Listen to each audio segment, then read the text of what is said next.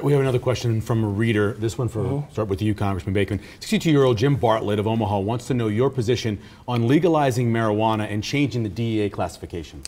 I do support changing the classification at the federal level and allowing states to make this decision. I ultimately think this is a state decision, and we need to come to some coherent policy here, because we have states of Colorado that have legalized it, but because it's still illegal at the federal level, they can't use banking. Folks are carrying around suitcases full of cash, and that's not a good way to do business. I oppose personally legalizing for recreational use marijuana.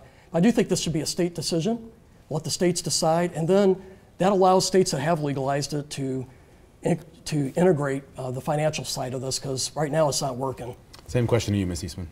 Well, the idea that states should be able to make this decision is a little bit silly, because we know that our neighbors to the west of us have legalized this, and we've also seen the incredible economic boon that it has had for their state. In a state like Nebraska, where we consistently have a budget where we're cutting the budget for public education, even for Metropolitan Community College, for UNL, for UNO, we need a source of income. And legalizing marijuana, especially for medical marijuana that we know can actually save lives, can actually help address the opioid epidemic, and actually just makes a lot of sense from a fiscal perspective. This is the right decision for Americans. It's kind of silly that we've let it go this long.